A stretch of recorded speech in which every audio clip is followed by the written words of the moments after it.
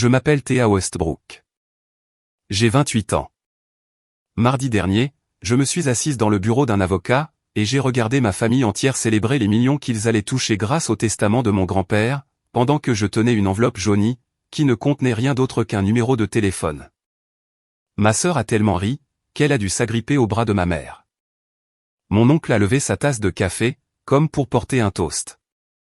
L'avocat est simplement resté assis là, les mains croisées, à m'observer de la même façon qu'on regarde quelqu'un ouvrir une porte, qu'il ne pourra plus jamais refermer. Toutes les personnes présentes dans cette pièce avaient déjà dépensé leur héritage dans leur tête, avant même que l'encre ne soit sèche. Et moi, j'étais la chute de la blague, l'étudiante qui a abandonné la fac, la fille qui gagne sa vie en vendant des chaises. Ils m'avaient rayé de la carte, il y a des années de cela. Et l'enveloppe de grand-père était, pour eux, la preuve finale. Mais voici ce qu'aucun d'entre eux ne savait. Ni ma mère, ni ma sœur, ni mon oncle, avec son titre autoproclamé et sa Cadillac. Ils ne savaient pas ce qui se passe, quand la chute de la blague décroche le téléphone et compose le numéro. Avant de vous raconter la suite, si vous aimez ce genre d'histoire, prenez un moment pour cliquer sur j'aime et vous abonner, mais seulement si vous le pensez sincèrement. Indiquez votre position et votre heure locale dans les commentaires. J'adore savoir d'où vous m'écoutez. Maintenant, laissez-moi vous ramener à lundi matin dernier, la veille de la lecture du testament, quand j'ai reçu l'appel m'annonçant que grand-père Harold était parti. Le téléphone sonne à 6h14. Je le sais, parce que je suis déjà debout, en train de lasser mes bottines, pour le service du matin chez Birch & Stone, le magasin de meubles que je gère à Holden. C'est ma mère. Diane Westbrook n'appelle jamais avant 9h du matin, à moins que quelqu'un ne soit mort, ou qu'elle n'ait besoin de quelque chose. Aujourd'hui, ce sont les deux. Ton grand-père est décédé la nuit dernière, dit-elle. Aucun tremblement dans la voix, et aucune pause. L'avocat lit le testament demain à 14h. Cabinet Harmon & Pace, à Newark. Habille-toi de façon présentable. Elle raccroche, avant même que je ne puisse dire un mot. Je m'assois sur le bord de mon lit, et je presse mes paumes à plat contre mes genoux. La chambre est encore plongée dans l'obscurité. Dehors, un camion rétrograde sur la route 16. Grand-père Harold, 82 ans, a bâti Westbrook Property à partir de la simple rénovation d'un duplex en 1981, pour en faire une entreprise d'immobilier commercial, qui s'étend sur 3 comtés. 40 employés, 6 chantiers de développement en cours, un nom qui pèse son poids dans le centre de l'Ohio. Mais pour moi, il était l'homme qui gardait de la sueur dans les poches de sa chemise, et qui m'a appris à poncer le bord d'une table, jusqu'à ce qu'on ait l'impression de toucher de l'eau du bout des doigts. Chaque dimanche, son atelier. Chaque dimanche, juste lui et moi. Je conduis les 40 minutes qui me séparent de Granville. Sa maison est située sur un terrain de presque 1 hectare, parsemé de vieux érables et de graviers. Quand je me gare, la Lexus de Nora est déjà stationnée, de travers, près du porche. Ma sœur n'a jamais su se garer droit quand elle est pressée. Par la fenêtre de la cuisine, je peux la voir faire les 100 pas, le téléphone collé à l'oreille. Mon oncle Victor est sur le porche, un verre de bourbon à la main à 9h du matin, parlant à sa femme d'une voix qu'il croit probablement discrète. Finalement, il dit, il est temps. Ma mère vient à ma rencontre à la porte d'entrée. Elle m'observe de la tête aux pieds, puis se penche vers moi. J'ai déjà parlé avec l'avocat. Il laisse tout à ceux qui l'ont mérité. Elle laisse cette phrase faire son effet. Porte quelque chose de joli demain, Théa. Elle s'éloigne, avant que je ne puisse demander ce qu'elle veut dire, mais je le sais déjà. 4 mois plus tôt, à Thanksgiving, dans cette même maison, 14 personnes étaient réunies autour de la table à manger d'Harold, et je peux encore entendre le bruit de chaque fourchette. Ma mère se tient en bout de table. Elle prend toujours en charge les annonces, et ce, même dans la maison de son propre père, et elle lance le tour de table. Elle fait ça chaque année. Chaque personne doit partager une victoire. Nora a clôturé sa 2e levée de fonds pour PropLink, annonce ma mère, rayonnante. Un MBA de Case Western, qui construit maintenant de la vraie technologie. La tablée applaudit. Grant, le mari de Nora, lui serre l'épaule. Victor est le suivant. Il parle d'un projet de développement dans le comté de Licking. Il utilise l'expression « vision stratégique » à 2 reprises. Puis, c'est mon tour. Et Théa, dit ma mère.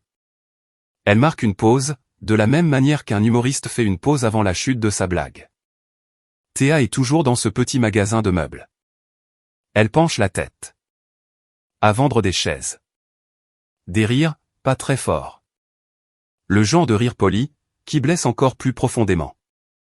Je baisse les yeux vers mon assiette, remplie de haricots verts et de tranches de dinde. À l'autre bout de la table, grand-père Harold tapote son verre. Une fois que la pièce se tait, il prend la parole. Elle gère ce magasin tout entier, dit-il, l'inventaire, le personnel, la comptabilité. C'est ce qu'on appelle avoir des responsabilités. Ma mère balaie la remarque d'un geste de la main. Papa, ne la materne pas. Victor se penche en avant. Si elle veut être prise au sérieux, elle devrait retourner à l'école. Harold ne dit rien de plus. Mais plus tard, après le dessert, après le 3e scotch de Victor, et après que Nora soit partie tôt, je le trouve dans l'atelier. Il est assis sur son tabouret, passant son pouce le long d'une pièce en noyer. Il lève les yeux vers moi, et soutient mon regard pendant un long moment. Ne crois jamais qu'un diplôme dit aux gens qui tu es. Sa voix est calme, posée. J'ai pris les devants pour arranger les choses, Théa. Je ne lui demande pas ce qu'il veut dire. J'aurais aimé le faire. Mardi matin, j'enfile le seul blazer que je possède, bleu marine, vieux de 2 ans, acheté pour un entretien d'embauche auquel je ne suis jamais allé, et je conduis ma Honda Civic jusqu'à Newark. Le parking du cabinet Harmon & Pace ressemble déjà à une salle d'exposition. Nora sort de sa Lexus, vêtue d'une robe noire sur mesure. Grant la suit de près, avec une mallette en cuir, comme s'il se rendait à une déposition. Victor arrive dans son Cadillac Escalade, portant des lunettes de soleil, même si le ciel est couvert. Sa femme reste dans la voiture. Ma mère arrive dans un Uber. Elle a vendu sa voiture il y a 6 mois. Je le sais, parce que j'ai vu l'annonce en ligne, mais elle n'en a parlé à personne. Les gens qui ont des dettes n'en font pas la publicité. À l'intérieur, dans le hall, Nora et Victor discutent à voix basse et rapide, près de la fontaine à eau. 4 millions sur les comptes, au moins, dit Nora. Plus les propriétés, peut-être davantage. Victor hoche la tête. Et l'entreprise? C'est ça la vraie question. Qui la dirige maintenant? Il ne me remarque pas, jusqu'à ce que je m'assoie en face d'eux, dans la salle d'attente. Nora jette un coup d'œil dans ma direction, et ses sourcils se lèvent d'une fraction de millimètre. Oh, dit-elle. Tu es venu? Je ne réponds pas. C'est mignon, ajoute-t-elle, avec un petit sourire qui n'atteint pas ses yeux. Je suis sûr que grand-père t'a laissé quelque chose. Une carte, peut-être. Je croise les mains sur mes genoux. Le tissu du blazer est trop rigide. Je peux sentir l'étiquette qui me gratte la nuque. La porte de la salle de conférence s'ouvre. Roger Harmon, l'avocat en charge de la succession d'Harold, se tient dans l'encadrement de la porte, vêtu d'un costume gris, des lunettes de lecture sur une chaîne, et une expression soigneusement neutre. La famille Westbrook, nous sommes prêts. Tout le monde se lève. Nora lisse sa robe. Victor boutonne sa veste. Ma mère lève le menton. J'entre la dernière. La salle de conférence sent le vieux cuir et l'encre d'imprimante. 8 chaises sont disposées autour d'une table ovale. Des portraits d'anciens associés ornent les murs. Roger Harmon ouvre un dossier beige, et commence. Conformément aux dernières volontés et au testament d'Harold James Westbrook, daté de mars de cette année. Victor reçoit la maison de vacances sur le lac Erie, et 800 000 en espèces. Il hoche la tête, comme s'il s'attendait à plus, mais s'en contentera. Sa main trouve la table, et tapote une fois. Ma mère reçoit l'appartement de Columbus, et 600 000. Elle ferme les yeux pendant une demi-seconde. Un soulagement, pas du chagrin. Nora et Grant reçoivent 500 000, ainsi que le portefeuille d'investissement d'Harold. Nora tape immédiatement quelque chose sur son téléphone. Grant ouvre sa mallette, et en sort son propre dossier. Ils sont venus préparer. Plusieurs cousins, ainsi que les petits-enfants plus jeunes, reçoivent des fonds d'études en fiducie. 200 000 chacun. Du classique. Aucune surprise. Harmon tourne la dernière page. Et à Théa Marie Westbrook. Toutes les têtes se tournent. Une enveloppe scellée, à remettre en main propre, et à n'ouvrir que par la destinataire désignée. Il l'a fait glisser sur la table. Une enveloppe jaunie, aux bords adoucis par le temps. Mon nom, écrit avec l'écriture d'Harold. L'encre est légèrement estompée. Cela n'a pas été écrit récemment. Je brise le sceau. À l'intérieur, une simple feuille de papier. Un numéro de téléphone, tracé en lettres majuscules soignées par Harold. 10 chiffres. En dessous, une seule ligne, appelle quand tu seras prête. HW. C'est tout. Pas de chèque, pas de propriété, pas de numéro de compte. Le silence dure exactement 3 secondes. Puis, Nora se met à rire. Ça commence par un reniflement, et ça dégénère en quelque chose qu'elle n'essaie même plus de contrôler. Ça doit être pour un foyer où tu pourras vivre, dit-elle. Ma mère détourne le regard, mais je peux voir ses épaules trembler. Elle rit, elle aussi. Toute la pièce suit. Roger Harmon, lui, ne rit pas. Il ferme son dossier, et m'observe. Le parking est lumineux, trop lumineux. Je me tiens à côté de ma Civic, l'enveloppe à la main, quand ma mère me rattrape. Tu vois, dit-elle, il savait que tu ne pouvais pas gérer du vrai argent, Théa. Ce numéro est probablement celui d'un conseiller financier, pour les personnes dans ta situation. Elle ajuste la lanière de son sac à main. Appelle-le. Fais-toi aider. Avant que je ne puisse répondre, Victor apparaît derrière elle. Il pose une main sur le toit de ma voiture. Un geste désinvolte, comme le font les gens quand ils veulent vous faire savoir qu'ils sont plus importants que vous. Écoute, si ce qu'il y a dans cette enveloppe a un quelconque rapport avec l'entreprise, ça doit passer par moi. Je suis le directeur des opérations. Je le suis depuis 10 ans. Il tapote le toit 2 fois. C'est clair? Je ne dis rien. À l'intérieur de la Lexus de Nora, je l'entends rire avec Grant. Puis, mon téléphone vibre. Une discussion de groupe. Le fil de la famille, que j'ai mis en sourdine depuis des mois. C'est un message de Nora. Mise à jour. Théa a eu une enveloppe. Juste une enveloppe. La dernière blague de grand-père. 3 émojis qui pleurent de rire de la part d'un cousin. Une réaction au cœur de ma mère. Je m'installe sur le siège conducteur. Je ferme la porte. Je la verrouille. L'enveloppe repose sur le siège passager. L'écriture d'Harold me dévisage. Appelle quand tu seras prête. Mes mains tremblent. Pas de peur, mais à cause d'autre chose.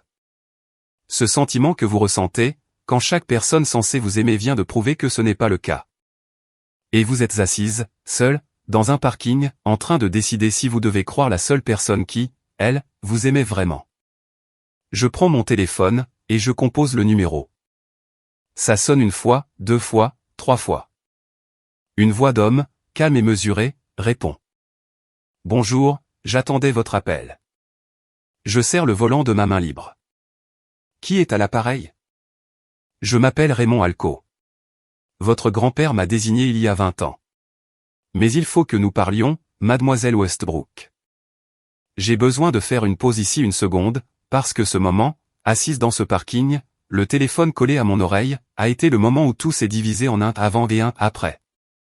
Si vous avez déjà été rejeté par les personnes qui étaient censées croire en vous, vous savez exactement ce que l'on ressent dans ce silence, juste avant que quelqu'un ne prononce enfin votre nom, comme s'il avait de l'importance. Abonnez-vous si vous voulez entendre ce que Raymond m'a dit ensuite. Et dites-moi dans les commentaires, avez-vous déjà ouvert quelque chose que tout le monde disait sans valeur, pour découvrir que c'était tout le contraire? Raymond Alco parle de la façon dont parlent les avocats, quand ils ont répété quelque chose pendant des années, et qu'ils ont enfin l'occasion de le dire. Votre grand-père a établi un trust irrévocable en 2005. Vous en êtes l'unique bénéficiaire. Je regarde à travers le pare-brise, alors qu'un pigeon atterrit sur le capot de la Cadillac de Victor. Je ne comprends pas. Un trust? Je ne peux pas discuter des détails par téléphone, mademoiselle Westbrook. Il faudra que nous nous rencontrions en personne. Apportez des pièces d'identité valides, permis de conduire, acte de naissance, carte de sécurité sociale. Demain matin, 10 h, à mon bureau de Columbus. J'écris l'adresse au dos d'un reçu de station-service. Monsieur Alco, pourquoi moi? Il reste silencieux un instant. Quand il reprend la parole, sa voix est différente. Moins celle d'un avocat, plus humaine. Votre grand-père m'a dit quelque chose, quand il a mis cela en place. Il a dit, celle qui vient quand je tombe, non pas pour ce que je peux lui donner, mais simplement parce que je suis tombé. C'est à celle-là que je confie ce que j'ai construit. Il a observé sa famille pendant 20 ans après cela. Théa, vous avez été la seule à vous présenter. Ma gorge se serre. Il a également inclus une condition, poursuit Raymond. Si vous n'aviez jamais appelé ce numéro, si vous aviez jeté l'enveloppe, ou si vous l'aviez ignoré, le trust aurait été transféré à une fondation caritative de façon permanente. Harold voulait que la personne qui reçoive ceci se manifeste de son propre chef. Sans incitation, sans qu'on lui tienne la main. Donc, si je n'avais pas appelé, tout serait allé à une œuvre de charité. Ma famille n'aurait gardé que ce qui était dans le testament. Je presse mon front contre le volant. Le vinyle est frais. Je serai là à 10 heures, dis-je. Bien. Et mademoiselle Westbrook? Oui. Votre grand-père a passé 20 ans à s'assurer que la bonne personne décrocherait ce téléphone. Vous venez de lui donner raison. Je raccroche. Et pour la première fois de la journée, je pleure. Pas à cause de l'argent, mais parce qu'Harold a cru en moi, à un moment où je ne croyais même pas en moi-même. Ce soir-là, oui, ma mère organise ce qu'elle appelle un dîner commémoratif dans la maison de grand-père Harold.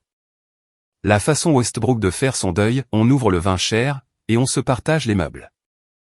Victor s'assoit en bout de table, à la place d'Harold. Il n'hésite même pas. Je vais reprendre les opérations de l'entreprise, annonce-t-il, en faisant tourner un verre de Cabernet 2012 d'Harold. Papa aurait voulu de la continuité. Personne ne le conteste. Nora est trop occupée à projeter ses 500 000 sur le taux de combustion financier de PropLink.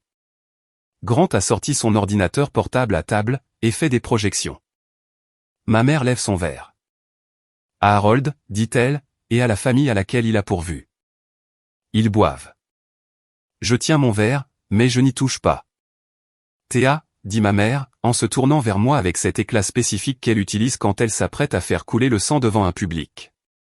Veux-tu montrer à tout le monde ton enveloppe? Je suis sûr que nous aimerions tous voir le numéro de téléphone. Elle rit doucement. Peut-être qu'on pourrait tous appeler, pour voir qui répond. 3 cousins rient. Tante Lilian, la sœur cadette de ma mère, ne rit pas. Elle m'observe de l'autre bout de la table, avec une expression que je n'arrive pas tout à fait à déchiffrer. Victor se penche en arrière. L'entreprise, légalement, est toujours détenue dans une sorte de trust qui a été mis en place. Mais ces choses-là expirent à la mort du constituant, donc ça tombe dans la succession, ça nous revient. Il dit cela comme s'il lisait un manuel qu'il aurait survolé pendant le trajet. Il a tort. Les trusts irrévocables n'expirent pas au décès du constituant. Je le sais, parce que Raymond Alco me l'a expliqué il y a 4 heures de cela, mais je ne dis pas un mot. Je mange mon dîner. Je lave mon assiette. Je pars avant le dessert. Victor me tapote l'épaule en sortant. Garde la tête haute, gamine. Au moins, tu as eu quelque chose. Certaines personnes n'ont même pas droit à une enveloppe. Je rentre chez moi, les 2 mains sur le volant, et le reçu de station-service avec l'adresse de Raymond plié dans ma poche. Mon appartement fait 65 mètres carrés, au-dessus d'un pressing, dans la rue principale de Holdan. Le radiateur cliquette. Le frigo bourdonne. Je pose l'enveloppe sur la table de la cuisine, et je m'assois en face d'elle, comme si c'était une autre personne dans la pièce. Appelle quand tu seras prête. HW. Je me souviens de l'année où j'ai écrit ces initiales sur des cartes de prompt rétablissement, chaque jour que Dieu fait. J'avais 19 ans. Harold avait eu un léger accident vasculaire cérébral. Une faiblesse du côté gauche, et des troubles de l'élocution pendant 2 semaines. Le médecin a dit qu'il avait besoin de physiothérapie quotidienne, et de quelqu'un pour gérer le planning de ses médicaments. Ma mère a dit, il a une infirmière.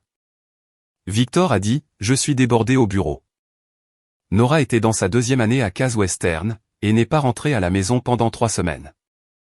J'ai abandonné mon semestre universitaire, je conduisais jusqu'à Granville tous les matins à 7 heures, je l'aidais à faire ses exercices de préhension, ses exercices d'équilibre, et ses lentes promenades autour de la propriété qu'il détestait, mais que je l'obligeais à faire de toute façon. Je triais ses pilules dans le pilulier hebdomadaire, et je lui lisais le journal quand ses yeux étaient trop fatigués. 4 mois plus tard, Harold avait retrouvé toutes ses capacités. Son médecin a qualifié sa convalescence de « remarquable ». Je ne suis jamais retourné à l'Ohio State University. La bourse avait expiré. Personne dans ma famille n'a proposé de payer mes frais de scolarité. Ma mère a dit à ses amis que je n'étais tout simplement pas faite pour les études supérieures. Maintenant, j'étale mes documents sur le lit. Permis de conduire, acte de naissance, carte de sécurité sociale. Je règle mon alarme sur 7 heures. Mon téléphone vibre. Le groupe de discussion de la famille. Nora a encore posté quelque chose. J'ai parlé à mon avocat. Tout trust mis en place par grand-père peut être contesté, si nous prouvons une diminution de ses capacités mentales. Il avait 82 ans, avec des antécédents d'AVC. Nous avons un dossier solide. Victor répond, bien. L'entreprise appartient à la famille. Je le lis 2 fois. Puis, je pose le téléphone face vers le bas, et j'éteins la lumière. Demain, j'entrerai dans le bureau de Raymond Alco, et je découvrirai si les derniers mots de grand-père à mon égard étaient une promesse, ou juste un adieu. Le bureau de Raymond Alco se trouve au 3e étage d'un bâtiment en pierre calcaire, sur East Broad Street à Columbus. Pas de bling-bling, pas de tour de verre, juste une plaque nominative en laiton, et une réceptionniste qui connaît mon nom avant même que je ne le prononce. Le bureau en lui-même est petit et ordonné. Des livres de droit, un bureau en acajou. Sur le mur, derrière Raymond, une photographie encadrée de 2 hommes debout devant un duplex à moitié construit, tout souriant. Harold, la cinquantaine peut-être, avec un casque de chantier, et Raymond à côté de lui, plus jeune, plus mince, tenant un ensemble de plans roulés. C'était en 1993, dit Raymond, remarquant où se porte mon regard. Le premier projet sur lequel nous avons travaillé ensemble. Il s'occupait de la construction. Je faisais la paperasse. Nous n'avons jamais arrêté. Il ouvre un classeur en cuir, et pose les documents à plat. En 2005, votre grand-père a établi un trust irrévocable. J'en suis le mandataire désigné. Ce trust est entièrement séparé de son testament. Il ne passe pas par l'homologation de la succession. Il ne fait pas partie de l'héritage. Il ne peut être affecté par aucune contestation du testament. Je hoche lentement la tête.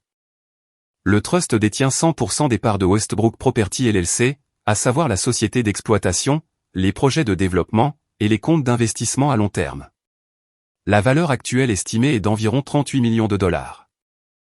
Le chiffre flotte dans l'air entre nous. Je n'essaie pas de le saisir. Pourquoi moi, demandai-je. Je n'ai pas de diplôme de commerce.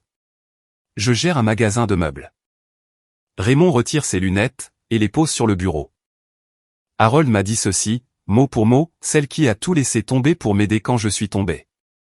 C'est à elle que je confie le soin de préserver ce que j'ai construit. Il fait glisser une page de signature sur le bureau. Vous avez 30 jours pour accepter ou refuser. Si vous acceptez, la propriété vous est transférée immédiatement. Il y a aussi une lettre personnelle d'Harold, mais elle ne pourra être ouverte qu'après votre signature. Mon stylo plane au-dessus de la ligne. Je ne signe pas encore.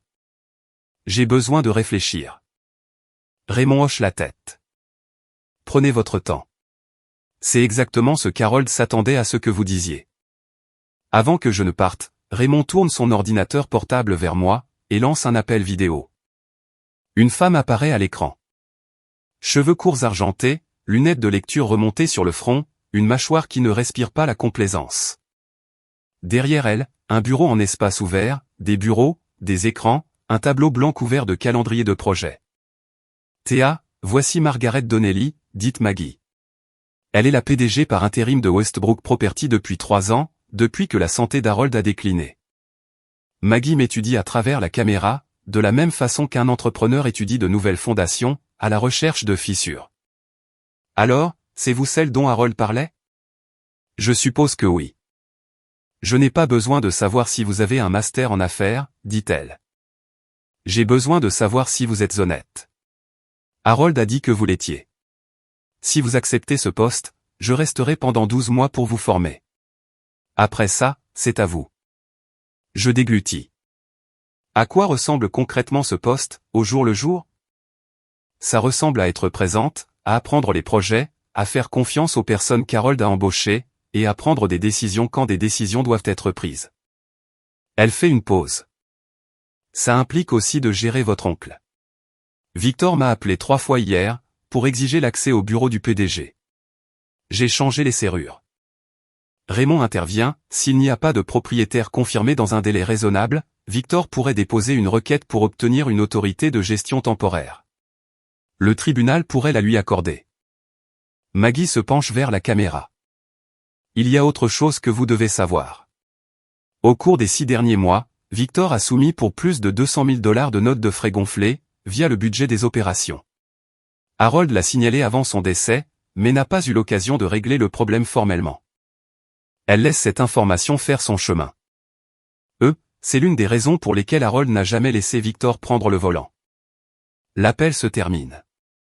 Je reste assise dans le bureau de Raymond pendant encore 10 minutes, à fixer la photographie sur le mur. 2 hommes qui construisent quelque chose à partir de rien. Harold m'a choisi pour le maintenir debout. Je suis à mi-chemin du retour vers Oldan, quand ma mère m'appelle. J'ai entendu dire que tu avais conduit jusqu'à Columbus ce matin. Petite ville. Quelqu'un a vu ma Civic sur l'île 70, ou Nora a tracé mon téléphone, ou ma mère a tout simplement un réseau de personnes qui surveillent pour elle.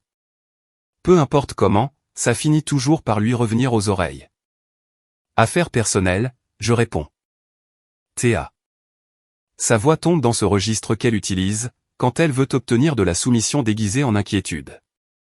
Si cette enveloppe a un quelconque rapport avec l'argent ou l'entreprise, tu dois à cette famille de partager cette information. Je ne dois rien à personne, maman. Un silence. Nous en reparlerons plus tard, alors. 20 minutes après cela, Nora m'envoie un SMS directement. Pas sur le groupe de discussion. Un message privé. C'est comme ça que je sais qu'elle est sérieuse. Mon avocat dit que n'importe quel trust peut être contesté, si nous démontrons un manque de capacité mentale au moment de sa création. Grand-père était âgé, il a eu un AVC. Si tu caches quelque chose, ce sera pire pour toi au tribunal, que si tu nous le dis tout de suite. Je le lis. Je ne réponds pas. Puis Victor m'appelle. Sa voix est plus chaleureuse que d'habitude, ce qui signifie qu'il veut quelque chose. Théa, ma chérie, je sais que papa t'a laissé quelque chose. Si ça concerne l'entreprise, asseyons-nous, de famille à famille. Je peux t'aider à t'y retrouver. C'est à ça que servent les oncles. J'apprécie ton inquiétude, je lui dis. Mais c'est entre grand-père et moi. Je raccroche avant qu'il ne puisse changer de tactique.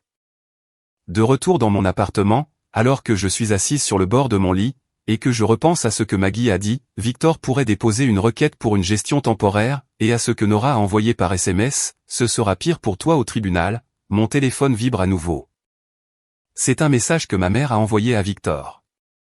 Transféré par erreur, ou peut-être exprès. Elle n'est pas en train de parler. Je pense que ton père a laissé quelque chose de plus gros que ce qu'on pensait dans cette enveloppe. Nous devons voir Roger Harmon demain. Ils tournent autour de moi, tous les 3. Et ils n'ont aucune idée de ce autour de quoi ils tournent. Jeudi soir. Ma mère convoque une réunion de famille dans la maison d'Harold. Pas une suggestion, une convocation. Quand j'arrive, il y a déjà 12 voitures de garées. Elle a invité tout le monde, pas seulement Victor et Nora.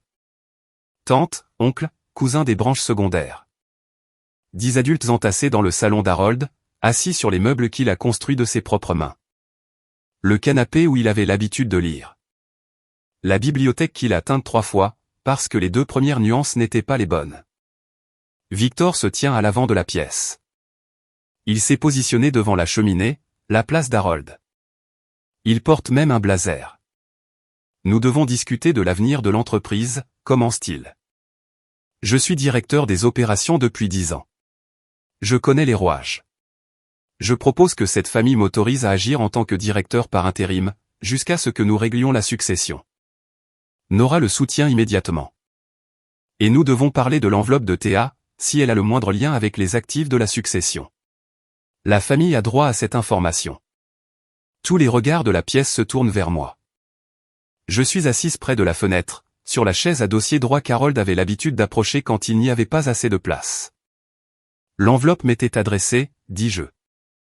C'est ma propriété personnelle. Elle m'a été laissée spécifiquement dans le testament. Victor se retourne. Sa voix se durcit. Théa, tu n'as pas de diplôme. Tu n'as pas d'expérience en affaires. Tu n'as pas ta place à cette table. Il fait un pas en avant. Si mon père t'a donné quoi que ce soit en rapport avec l'entreprise, c'était l'erreur d'un vieil homme à la fin de sa vie. Et nous le prouverons devant les tribunaux. La pièce est silencieuse. Personne ne le contredit. Personne ne me regarde, à l'exception de tante Lilian. Elle est assise dans le coin, les mains sur les genoux. Elle n'approuve pas de la tête. Elle ne détourne pas le regard non plus. Victor n'a pas fini, mais je sens ce qui va arriver ensuite. Et ça ne vient pas de lui. Ça vient de Nora. Nora se lève. Elle attendait ce moment. Je peux le voir à la façon dont elle lisse sa jupe avant de parler. C'est répété. Je vais dire ce que tout le monde pense. Sa voix porte la clarté travaillée de quelqu'un qui a l'habitude de faire des présentations devant des investisseurs. Théa n'est pas qualifiée pour gérer un centime, et encore moins une entreprise. Elle gère un magasin de meubles dans une ville de 4000 habitants. Le chiffre d'affaires annuel de cette boutique est probablement inférieur à la note de bar de l'oncle Victor. Quelques personnes rient. Une tante que je connais à peine secoue la tête, comme si elle regardait quelque chose de triste à la télévision. Nora continue. Grand-père aimait Théa. Nous le savons tous. Mais l'amour n'est pas une raison pour confier une entreprise à quelqu'un. Ma mère lève le menton, son signal pour indiquer qu'elle va prononcer le mot de la fin. Je ne veux pas te faire de mal, ma chérie. Elle me regarde avec ce visage qu'elle a perfectionné au fil des décennies. Tendre en surface, mais fait d'acier en dessous. Mais tu n'es pas prête. Tu ne l'as jamais été. Céder tout cela à l'oncle Victor est la meilleure chose pour tout le monde, y compris pour toi. Je regarde autour de moi. Des cousins, qui ne m'ont pas adressé la parole depuis des années, hochent la tête. Victor a les bras croisés, le menton levé, comme si le verdict avait été rendu. Je me lève. La pièce se crispe. J'ai tout entendu, dis-je. Ma voix est posée. Je ne la hausse pas. Je rencontrerai mon avocat cette semaine. Après cela, vous aurez tous votre réponse. Je prends ma veste sur le dossier de la chaise. Je me dirige vers la porte. Derrière moi, Victor Lâche, ton avocat. Je ne me retourne pas. Bonne nuit. La porte se referme dans un clic. J'entends des murmures commencer avant même d'avoir atteint le porche. C'est la première fois qu'aucun d'entre eux ne m'entend prononcer les mots « mon avocat ». Et à en juger par l'expression sur le visage de Victor, ce ne sera pas la dernière fois qu'il y pensera. Vendredi matin, au bureau de Raymond. Je signe chaque page. Un accusé de réception de bénéficiaires, une vérification d'identité, une acceptation des responsabilités fiduciaires. Ma main est ferme, le stylo est lourd, un vieux Mont Blanc que Raymond affirme avoir reçu d'Harold en 1994. C'est fait, dit Raymond. Il fait glisser une enveloppe scellée sur le bureau. Plus petite que la première, de couleur crème, et portant à nouveau l'écriture d'Harold. C'est la lettre qu'il a laissée pour vous. Elle ne devait vous être remise qu'après votre acceptation. Je l'ouvre avec précaution. Une seule page. Les lettres majuscules d'Harold sont un peu plus tremblantes que celles du numéro de téléphone. Il a écrit ceci plus récemment. Théa, j'ai observé cette famille pendant longtemps. Je les aime tous. Mais je sais qui construira, et qui consumera. Tu as été la seule à venir quand je suis tombé, sans jamais demander ce que j'allais te laisser. Tu as conduit 40 minutes chaque matin. Tu as trié mes pilules. Tu m'as lu les résultats sportifs quand mes yeux n'arrivaient plus à faire la mise au point. Tous les autres se sont montrés pour Thanksgiving. Toi, tu t'es montré en janvier. Je ne te donne pas de l'argent. Je te donne des responsabilités. C'est le seul type d'héritage qui vaille la peine d'être reçu. Prends soin de ce que j'ai construit, et prends soin de toi d'abord. Harold. Je plie la lettre, et je la tiens à deux mains. Le papier dégage une légère odeur de son atelier. De la sueur et de l'huile de lin. Je ne sais pas comment c'est possible, mais c'est le cas. Raymond attend. La prochaine étape, dit-il doucement, est une notification formelle à la famille. Je recommande de le faire dans un cadre structuré, à la maison d'Harold, avec la documentation à disposition. Avez-vous une préférence pour la date? Samedi, je réponds. 14 heures. Dans le salon d'Harold. Raymond hoche la tête. Encore une chose. Harold a inclus une clause de non-contestation. Si un membre de la famille conteste le trust, sa part de l'héritage prévu par le testament est gelée, jusqu'à ce que le tribunal se prononce. Cela pourrait prendre 2 à 3 ans. Il savait qu'ils essaieraient.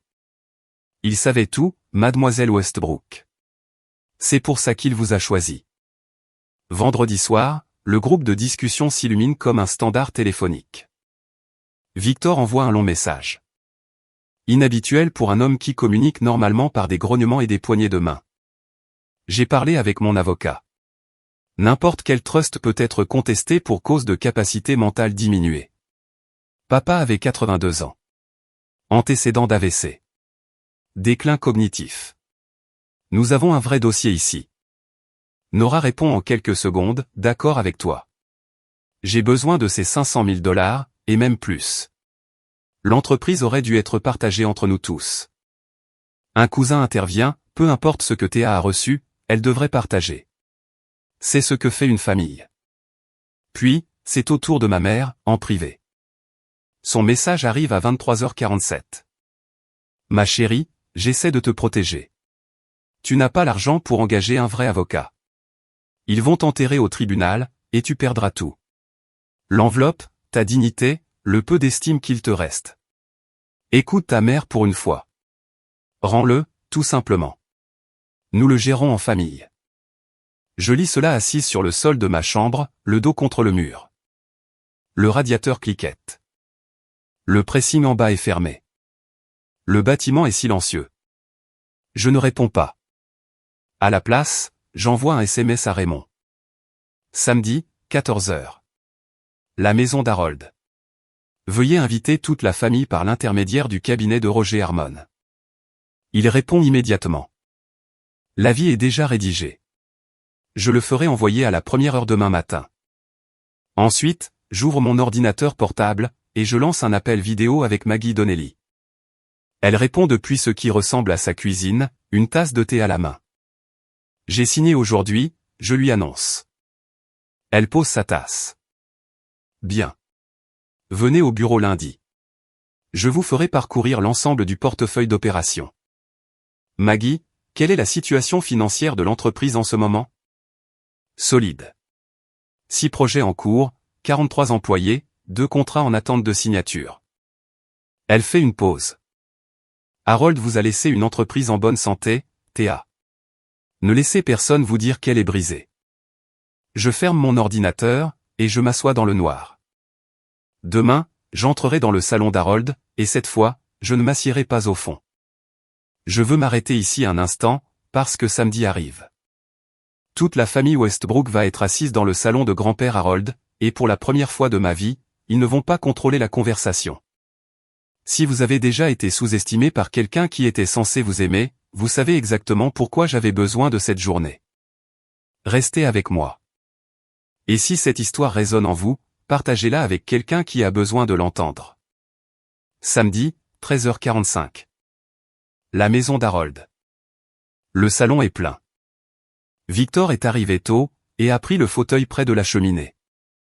Le siège du pouvoir. Le siège d'Harold. La chaise vers laquelle tout le monde gravite, parce qu'elle fait face à la pièce. Nora et Grant sont assis sur le canapé. Grant a un bloc-notes juridique. Ma mère est dans le fauteuil à oreille près de la fenêtre, les jambes croisées, la mâchoire serrée. Tante, oncle, et cousin occupent les sièges restants. Quelqu'un a apporté des chaises pliantes du garage. 12 personnes au total. Tante Lilian est assise près du couloir, légèrement à l'écart des autres, comme elle le fait toujours lors des réunions de famille. Présente, mais sans y participer. Il pense que j'ai convoqué cette réunion pour me rendre. Je peux le voir à la posture de Victor. Détendu, les jambes écartées, un bras posé sur la coudoir, il murmure à ma mère, elle va pleurer. Elle va s'excuser. Puis, elle va tout céder. Ma mère hoche la tête. À 14 heures tapantes, je franchis la porte d'entrée. Derrière moi, un homme qu'aucun d'entre eux ne reconnaît. 67 ans, cheveux argentés, gilet gris anthracite, portant une mallette en cuir qui est plus vieille que la plupart des personnes dans cette pièce. Victor se redresse. Qui est-ce? Voici Raymond Alco, dis-je. Mon avocat. Raymond s'avance, fait un signe de tête à l'assemblée, et pose sa mallette sur la table basse. Il la déverrouille, et en sort une pile de documents. Nora plisse les yeux, puis son visage change. Raymond Alco, dit-elle lentement. Attendez, vous êtes celui qui travaillait avec grand-père. C'est vous qui avez fait le travail juridique pour les premières acquisitions immobilières. Raymond la regarde calmement. C'est exact. La pièce bascule. Je peux le sentir. La température chute de 2 degrés. Victor décroise les jambes. Grande pose son stylo. Ma mère serre la coudoir de son fauteuil. Raymond tire une chaise, s'assoit, et ouvre le premier document. S'il vous plaît, dit-il. Que tout le monde s'assoie. Ça ne sera pas long. Raymond parle sans note. Il n'en a pas besoin. En 2005, Harold Westbrook a établi un trust irrévocable, dont je suis le mandataire désigné. Ce trust est un instrument juridique distinct du testament qui a été lu mardi. Il ne passe pas par l'homologation de la succession. Il ne fait pas partie de l'héritage. Il ne peut être modifié, dissous, ou affecté par aucune contestation du testament. Il fait une pause. Laisse l'information atterrir. Le trust détient 100% de la propriété de Westbrook Property LLC, y compris tous les actifs d'exploitation, les contrats de développement, et les comptes d'investissement à long terme. La valeur actuelle estimée est d'environ 38 millions de dollars. Personne ne bouge. L'unique bénéficiaire de ce trust était Amari Westbrook. La bouche de Victor s'ouvre, se ferme, et s'ouvre à nouveau. Aucun son n'en sort. La main de ma mère devient blanche sur la coudoir. Nora me fixe, puis regarde Raymond, puis me regarde à nouveau. Son visage a pris la couleur du papier d'imprimante. Grant attrape son bloc-notes juridique. Son stylo tremble. Théa a signé les documents d'acceptation il y a 2 jours, poursuit Raymond. La propriété a été transférée immédiatement après sa signature. C'est effectif, et irrévocable. Le silence est total. 12 personnes qui respirent, sans qu'aucune d'entre elles n'émette le moindre son. Puis, Victor se lève d'un bond. Le fauteuil recule sur le parquet avec un crissement. C'est une fraude. Sa voix se brise sur le 3e mot. Mon père n'avait pas la capacité mentale pour créer une chose pareille. Il avait 82 ans. Il a eu un AVC. Raymond glisse la main dans sa mallette, et place 3 dossiers sur la table. Harold a passé des évaluations indépendantes de ses capacités mentales en 2005, 2015 et 2023. Toutes 3 ont été menées par des médecins certifiés, n'ayant aucun lien avec la famille. Les résultats sont documentés et notariés. Il pousse les dossiers en avant. Vous êtes libre de les consulter. Victor ne les touche pas. Ses mains sont serrées en poing le long de son corps. La pièce se fracture d'un seul coup. Victor pointe Raymond du doigt. J'ai été le directeur des opérations pendant 10 ans. J'ai dirigé les opérations pendant que mon père jouait dans son atelier. Cette entreprise est à moi. Raymond ne bronche pas. Le trust a été établi avant votre nomination, Monsieur Westbrook. La propriété d'Harold n'a jamais été assujettie à des titres internes. Nora se lève si vite, que son genou heurte la table basse. Donc, nous obtenons quelques centaines de milliers, et elle. Elle fait un geste vers moi, comme si j'étais un meuble. Elle obtient 38 millions. Elle vend des chaises, Raymond. Elle n'a pas fini la fac. La répartition selon le testament et selon le trust sont 2 questions juridiques distinctes, dit Raymond. Harold a été clair sur les 2. Ma mère se tourne vers moi. Ses yeux sont humides. Je n'arrive pas à dire si c'est de la colère, ou quelque chose de plus ancien. Tu ne vas pas faire ça à ta propre famille. Sa voix vacille. Ton grand-père nous voulait ensemble, pas, maman, dis-je d'un ton assez ferme pour l'arrêter. Tu m'as dit, dans ce parking, que grand-père m'avait donné l'enveloppe parce que je ne pouvais pas gérer de l'argent. Tu as dit devant toute la famille, à Thanksgiving, que j'étais ta déception. Je soutiens son regard. Ne me parle pas de rester ensemble. La pièce est si silencieuse que je peux entendre l'horloge sur le manteau de la cheminée. Ma mère ouvre la bouche. Rien n'en sort.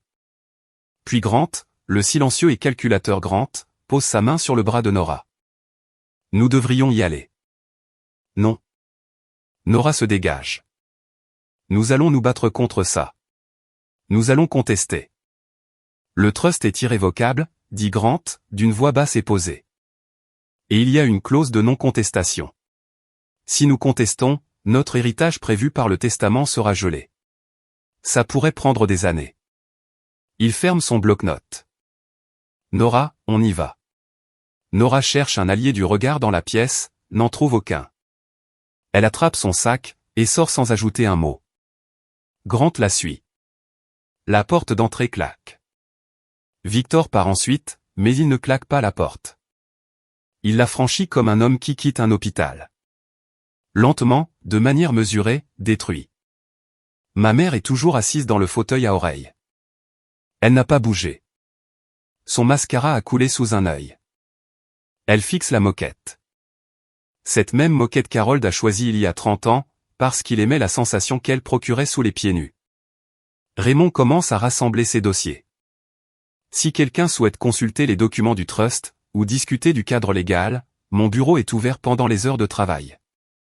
Il glisse le dernier dossier dans sa mallette. Je déconseille les litiges. Harold a anticipé chaque angle d'attaque.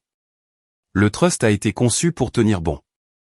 Il me fait un signe de tête, me serre la main, une poignée ferme et brève, et se dirige vers la porte. Une des tantes s'écarte pour le laisser passer. Personne ne lui adresse la parole. Les cousins commencent à sortir au compte-gouttes. Certains évitent de croiser mon regard. Un homme, à qui je n'ai pas parlé depuis que j'ai 15 ans, me serre l'épaule en sortant, et ne dit rien. Puis, il ne reste plus que moi, ma mère, et tante Lilian. Ma mère se lève, lisse son chemisier, passe devant moi sans un mot, et sort par la porte d'entrée. Son Uber l'attend déjà. Lilian se lève lentement. C'est la plus jeune fille d'Harold, la sœur plus discrète et moins ambitieuse de ma mère. Elle travaille dans une bibliothèque à Granville. C'est elle qui m'envoyait des livres par la poste, sans aucun petit mot à l'intérieur. Elle s'arrête à côté de moi, et pose sa main sur mon bras. Je me suis toujours demandé pourquoi Harold continuait à entretenir cet atelier, alors que personne ne lui rendait visite. Sa voix est douce. Maintenant, je sais que quelqu'un l'a fait. Elle me tapote le bras 2 fois, et s'en va. Je reste seul dans le salon d'Harold. Son fauteuil est vide. L'horloge fait tic-tac. Par la fenêtre, je peux voir l'atelier, à l'arrière. La lumière est éteinte, la porte est fermée. J'expire, je vide complètement mes poumons. C'est à moi de le protéger maintenant. Lundi matin. Le siège social de Westbrook Property se trouve dans un bâtiment en briques de 2 étages, sur Hamilton Road à Columbus. Rien d'extravagant. Harold ne croyait pas au m'as-tu vu. Des lignes épurées, une bonne signalétique, un parking correctement goudronné, parce qu'Harold disait qu'on peut juger une entreprise à son parking. Maggie Donnelly m'accueille à l'entrée principale. Elle est plus petite en vrai qu'elle n'en avait l'air en vidéo. Une poignée de mains fermes, pas de bavardages inutiles. Je ne vais pas vous materner, dit-elle, mais je ne vais pas vous laisser vous noyer non plus. Les instructions d'Harold étaient claires. 12 mois de mentorat. Ensuite, je me retire. Elle me fait visiter le bâtiment. 43 employés, des espaces de travail ouverts au rez-de-chaussée, des bureaux et une salle de conférence à l'étage. Un tableau blanc dans le couloir dresse la liste de 6 projets en cours, avec les délais, les budgets, et les chefs de projet. Je n'entre pas dans le bureau du PDG lors de mon premier jour. Au lieu de cela, je m'assois à la table de conférence, pendant que Maggie me fait un point sur les opérations. 6 développements en cours. 2 contrats en attente de signature, l'aménagement d'un espace commercial à Westerville, et un établissement pour personnes âgées à Lancaster. Un problème de personnel. Victor a embauché 3 membres de la famille à des postes fictifs au cours des 2 dernières années, m'annonce Maggie. Elle affiche un tableur. L'un d'eux est son fils, Tyler, 24 ans. Titre, coordinateur de projet. Il est sur la liste de paix depuis 11 mois, et n'a pas visité un seul chantier. Qu'aurait fait Harold? Des évaluations de performance à 90 jours. Quiconque n'atteint pas les objectifs fait l'objet d'un licenciement standard, avec indemnité. Faites-le. Maggie hoche la tête. Aucune surprise sur son visage. Elle s'attendait à cette réponse. Je signe les 2 contrats en attente, après que Maggie m'en a détaillé les conditions, ligne par ligne. Pas de cérémonie, pas d'annonce, pas de selfie dans le fauteuil du PDG. Je rentre chez moi ce soir-là, sur LI 70, les vitres baissées. Le maïs est haut le long de l'autoroute. Je suis terrifié, mais je me suis présenté. C'est ce qu'Harold m'a appris. On se présente. L'appel arrive 4 jours plus tard. Le nom de Victor s'affiche sur mon écran. Tu as viré mon fils. Tyler n'a pas été viré. Il a été placé sous évaluation de performance pour 90 jours, tout comme 2 autres employés. S'il respecte les standards, il reste. Les standards? Je l'ai embauché personnellement. Et il n'a pas visité un seul chantier en 11 mois. C'est documenté, oncle Victor. Une longue et lourde pause. Aussi lourde qu'un « je vais te poursuivre en justice ». Sa voix a la qualité fragile d'un homme qui dit souvent ça, mais qui le pense rarement. Trust ou pas trust, je vais traîner ça devant les tribunaux. C'est ton droit, je réponds. Mais Raymond a envoyé un avis officiel à ton avocat hier. Si tu contestes le trust, la clause de non-contestation s'active. Tes 800 000 en espèces, et la maison du lac Erie seront gelées, jusqu'à ce que le tribunal rende son verdict. Cela pourrait prendre 2 à 3 ans. Le silence. Le genre de silence qu'on peut presque voir. Tu me menaces. Je t'informe. Il y a une différence. Il raccroche. Je m'assois à la table de ma cuisine, et je presse mes paumes à plat contre la surface. La même chose que je fais quand mes mains commencent à trembler. C'est mon oncle. Il m'a appris à pêcher quand j'avais 7 ans. Il m'a porté sur ses épaules lors du défilé du 4 juillet. Mais il s'est aussi assis dans le fauteuil d'Harold avant même que son corps ne soit froid, et il m'a traité d'incompétente devant 12 personnes. L'amour et la toxicité peuvent cohabiter chez une même personne. Harold le savait mieux que quiconque. Mon téléphone vibre à nouveau. Un autre appelant. Nora.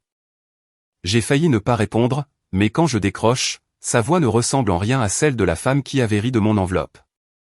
Proplink est en train de couler, dit-elle d'un ton plat, silencieux. J'ai besoin de te parler. Pas en tant que sœur, juste. J'ai besoin de parler. Je ferme les yeux. Un café demain, à 9 h. Le café est sur High Street à Columbus, un terrain neutre. Nora est déjà là quand j'arrive, assise dans le coin du fond, les 2 mains enroulées autour d'une tasse à laquelle elle n'a pas touché. Elle a l'air différente. Pas seulement fatiguée, mais réduite, comme si quelqu'un l'avait dégonflée. Grande veut divorcer si Proplink ferme, dit-elle, sans préambule. J'ai mis presque la totalité des 500 000 dans l'entreprise. Il m'en reste 40 000. Le produit fonctionne, mais je ne peux pas me développer sans capital. Elle fixe la table. Je sais ce que j'ai dit à propos de ton enveloppe. Je sais ce que j'ai dit sur le fait que tu vendais des chaises. Je ne vais pas m'asseoir ici, et prétendre que je ne le pensais pas sur le moment, parce que je le pensais. Elle déglutit. J'avais tort. Je prends une gorgée de mon café. Je laisse le silence faire son œuvre. Je ne vais pas te donner d'argent, Nora. Sa mâchoire se contracte. Mais Westbrook Property cherche activement un fournisseur technologique, pour gérer notre portefeuille immobilier, la planification, la maintenance, le suivi, les communications avec les locataires. Si Proplink a un produit qui répond aux standards de Maggie Donnelly, tu peux le présenter officiellement via le processus d'appel d'offres, comme n'importe quelle autre entreprise. Nora cligne des yeux. Tu veux que je fasse une présentation? Je veux que tu sois en compétition. Si ton produit est la meilleure option, nous signerons un contrat. C'est ça les affaires. Et si ce n'est pas le cas, ça ne se fera pas. Et je te souhaiterai bonne chance. Elle m'étudie pendant un long moment. Quelque chose bascule derrière ses yeux. Pas de la chaleur, exactement. De la reconnaissance. Tu as changé, dit-elle. Je n'ai pas changé. Tu me vois juste pour la première fois.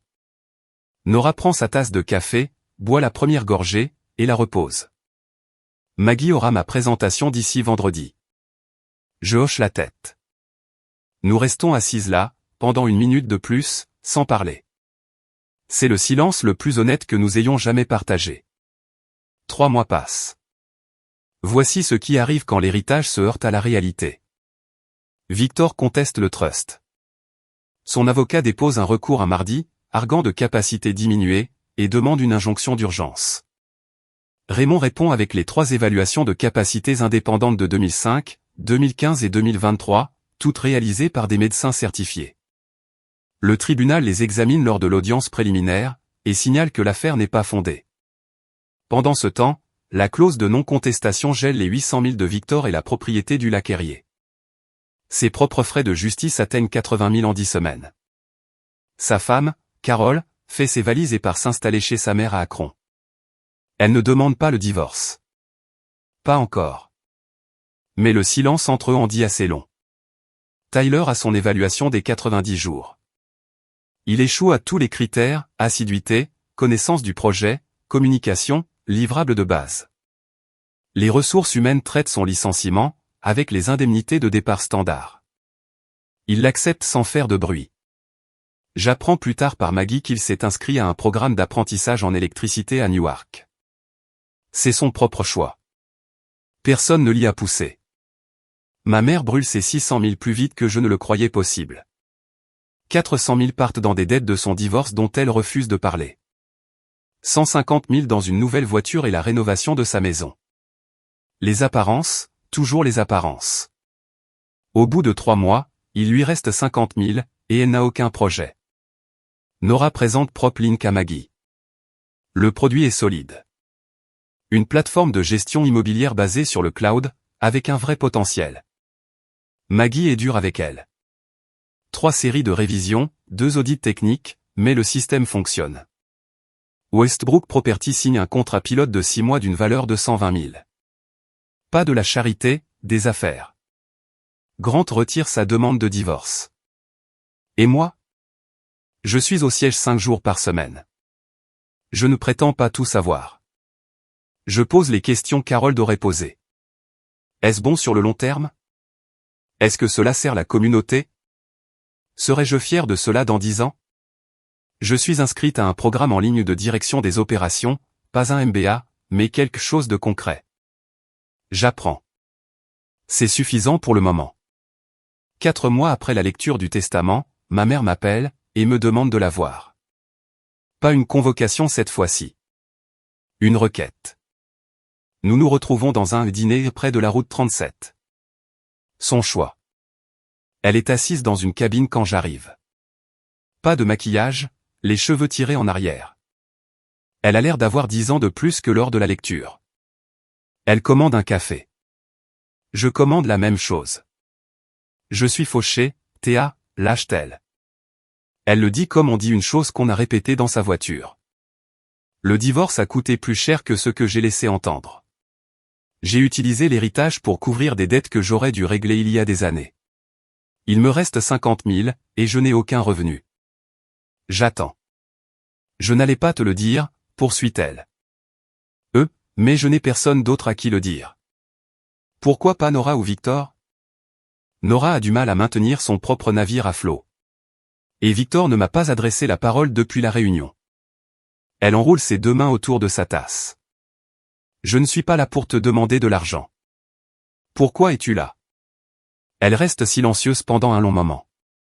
Le restaurant bourdonne, le cliquetis des assiettes, le cuisinier qui annonce les commandes. J'avais tort. Elle le dit à la table, pas à moi. À propos de l'enveloppe. À propos de ce que j'ai dit à Thanksgiving. À propos de tout. Tu as dit que j'étais ta plus grande déception, devant toute la famille. Elle ferme les yeux. Je sais. Pas de « je suis désolé », juste un « je sais ». Venant de Diane Westbrook, c'est le maximum de concession qu'elle puisse faire avec ces mots. Je pose ma tasse. Je n'ai pas besoin que tu t'excuses, maman. Les excuses ne sont que des mots. J'ai besoin que tu arrêtes de dire aux gens que je suis ton échec. Quand tu parles de moi à tes amis, ou à la famille, j'ai besoin que tu arrêtes. C'est ça ma limite. Elle hoche la tête une fois. Elle se lève, pose un billet de 5 sur la table, et se dirige vers la porte. Sur le seuil, elle se retourne. Ton grand-père avait raison à ton sujet. Puis elle s'en va. Ça ne guérit rien, mais c'est une fissure qui laisse passer la lumière. 5 mois plus tard. Maggie dépose un dossier sur mon bureau. Une proposition qu'Harold avait rédigée 2 ans avant sa mort. Un projet de 36 logements sociaux à Holden, la ville où je vis toujours, la ville où je gérais un magasin de meubles, et où personne ne prêtait attention à moi. Harold voulait que ça se construise, m'explique Maggie. Victor a tué le projet, en disant que les marges étaient trop faibles. Harold l'a mis de côté, mais n'a jamais supprimé le fichier. J'ouvre le dossier. Plan du site, projection des coûts. Une note avec l'écriture d'Harold sur la page de garde, c'est ici que nous avons commencé. Nous devrions rendre un peu de ce que nous avons reçu. Qu'est-ce qu'il faudrait pour relancer ça? 12 mois de travaux, environ 4 millions de capitaux. Le terrain appartient déjà au trust. Harold a acheté la parcelle en 2018. Elle croise les bras. Ça ne nous rendra pas riches, mais ça logera des gens qui en ont besoin. Approuvez-le. Maggie lève un sourcil. Vous êtes sûr? Victor aurait dit. Victor n'est pas là. Elle a un demi-sourire. Je demanderai à l'équipe de commencer la préparation du terrain la semaine prochaine. Nous l'appelons le coin d'Harold. Pas de grande annonce, pas de conférence de presse. Je conduis jusqu'au terrain un samedi matin, j'enfile un casque de chantier, et j'arpente le site avec le chef de chantier, un homme nommé Pete, qui travaille pour Westbrook Property depuis 22 ans. Vous savez, dit Pete, en soulevant un nuage de poussière d'un coup de pied. Votre grand-père avait l'habitude d'arpenter tous les chantiers comme ça. Le premier arrivé, le dernier parti. Ça rendait Victor fou, parce qu'Harold repérait des trucs qui échappaient à Victor. Comme quoi? Comme tout. Pete sourit de toutes ses dents. Je me tiens au bord du terrain, et je regarde au loin, vers Holden. Le magasin de meubles est à 3 pâtés de maison vers l'est. Mon appartement est à 5 pâtés de maison vers le nord. C'est la ville qui m'a élevé quand ma famille refusait de le faire. Maintenant, j'ai l'opportunité d'y construire quelque chose. Harold aurait aimé ça. 6 mois après la lecture du testament, Victor appelle. Sa voix est méconnaissable, plus petite, le genre de voix qu'a un homme après avoir été seul dans une maison pendant trop longtemps. J'ai abandonné les poursuites, dit-il. Mon avocat m'a parlé franchement. Il n'y a pas de dossier. Le trust est blindé. Les évaluations de capacité sont nettes. Je sais. Raymond me l'a dit. Une longue inspiration. Mes 800 000 ont presque tous disparu. Frais de justice, frais de subsistance. Carole est toujours chez sa mère. J'attends. J'ai appris que le silence est plus honnête, que la précipitation à le combler. Théa. Je voulais te demander s'il y a une place pour moi dans l'entreprise. Je m'adosse à ma chaise. Par la fenêtre du bureau, je peux voir l'enseigne Westbrook Property, celle qu'Harold a conçue lui-même. Des lettres majuscules sur fond vert. Tu as 20 ans d'expérience dans les opérations, oncle Victor. Je ne vais pas prétendre que ça n'existe pas. Donc, tu passeras par le même processus d'embauche que n'importe quel candidat externe. Candidature, entretien, vérification des références. Pas de titre spécial, pas de poste de directeur des opérations. Si tu es embauché, tu commenceras là où le rôle l'exige. La ligne est silencieuse. Et Victor, les notes de frais gonflées de ces 2 dernières années. Maggie les a signalées. Harold le savait. Si tu reviens, ce registre sera réglé formellement. Une autre longue pause. Je comprends. Sa voix se brise. Et Théa. Ce que j'ai dit à la réunion. Sur le fait que ton grand-père était confus à la fin, sur le fait que tu n'avais pas ta place à cette table. Il s'arrête, recommence.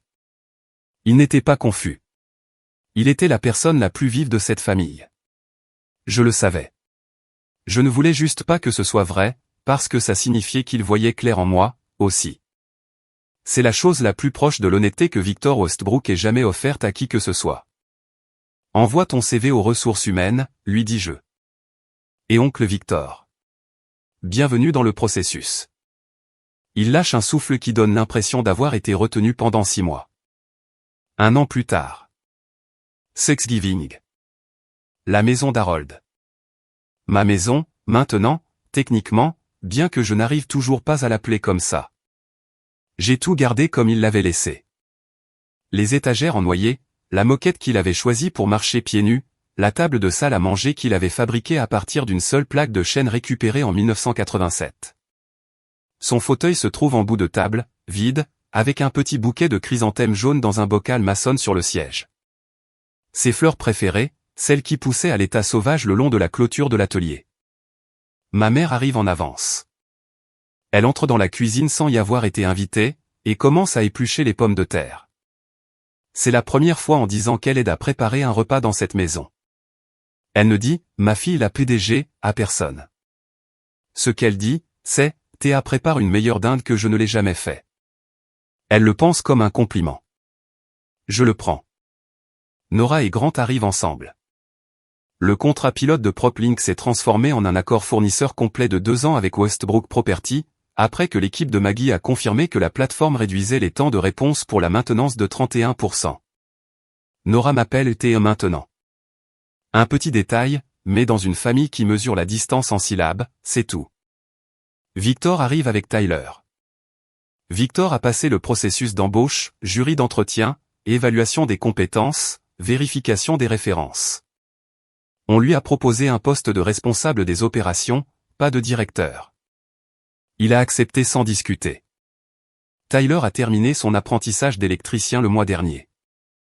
Il a conduit jusqu'ici dans un pick-up qu'il s'est acheté avec son propre argent.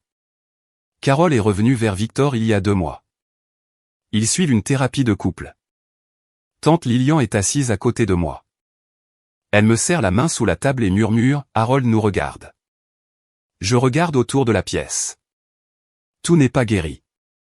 Diane n'arrive toujours pas à s'excuser.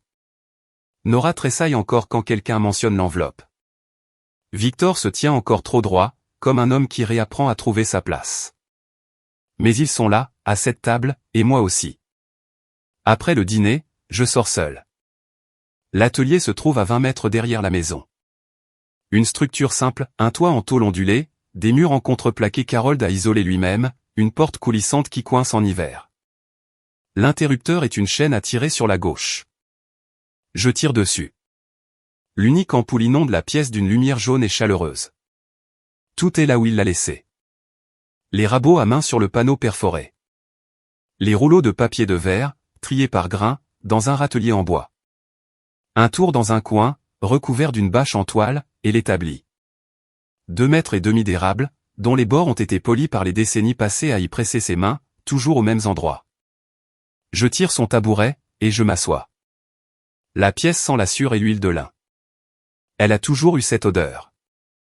Elle l'aura toujours, tant que je garderai la porte fermée, avec les souvenirs à l'intérieur. Je vous parle à vous, maintenant. Qui que vous soyez, qui écoutez à 2 heures du matin, ou pendant une pause déjeuner, ou en conduisant à travers une région plate et silencieuse. Et je n'ai pas raconté cette histoire pour me vanter de mes 38 millions de dollars. Cet argent est une responsabilité, pas un trophée. La chose que je voulais vraiment, la chose que l'argent ne peut pas remplacer, c'était Harold, assis juste ici, en train de me montrer comment lire le grain d'un morceau de bois, pour que la lasure s'applique uniformément. Mais il m'a laissé quelque chose de plus grand que l'argent. Il m'a laissé sa foi en moi. Il m'a choisi, quand personne d'autre ne l'a fait. Et il a eu raison. Pas parce que je suis brillante ou spéciale, mais parce que je ne suis pas parti quand il aurait été plus facile de le faire. Si vous êtes assis quelque part en ce moment, et que les personnes censées vous aimer ont décidé que vous n'étiez pas à la hauteur, je ne vais pas vous promettre que vous obtiendrez 38 millions de dollars. Mais je vous dirai ceci, votre valeur ne se décide à la table à manger de personne. Elle se construit dans les heures calmes, quand personne ne regarde. Harold m'a appris cela, avec de la sueur, avec de la patience, avec un hochement de tête de l'autre bout d'une table de Thanksgiving, quand personne d'autre ne regardait. Alors, voici où j'en suis arrivé. Après tout ça. L'enveloppe, le coup de téléphone, les avocats, les cris, le silence. Je me suis fixé 3 limites. Je les ai écrites sur une carte, et je les collais à l'intérieur de mon placard de cuisine, là où je la vois chaque matin en prenant mon café. 1. Je ne justifie pas ma valeur auprès de personnes qui ont déjà décidé que je n'en avais aucune. Si quelqu'un a besoin d'une preuve que j'ai ma place, la porte est ouverte. Mais j'ai fini de passer des auditions. 2. Je ne laisse personne utiliser mon passé, le semestre abandonné, le diplôme manquant, les années derrière le comptoir d'un magasin, pour tracer les frontières de mon avenir. J'ai choisi d'aider mon grand-père. Ce choix m'a coûté un diplôme, mais m'a donné tout le reste. 3. Je ne coupe pas les ponts avec ma famille, mais je ne les laisse pas franchir mes limites sans conséquence. L'amour et l'accès ne sont pas la même chose.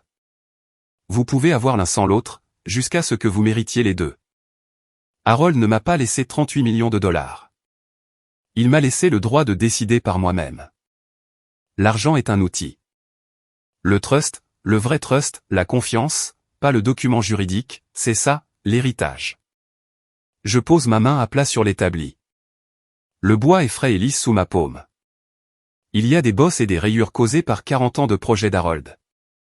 Ma main se pose exactement sur l'endroit usé, là où la sienne avait l'habitude de reposer. Merci, grand-père. L'ampoule vacille une fois. Juste le froid. Le câblage, ici, a toujours été capricieux. Mais je souris quand même. Je tire la chaîne, la lumière s'éteint. Je fais coulisser la porte pour la fermer, et je retourne vers la maison en traversant le gravier, là où la fenêtre de la cuisine brille d'une lueur chaleureuse, et où j'entends quelqu'un rire à l'intérieur. Ça ressemble à une famille, une vraie. Voilà mon histoire.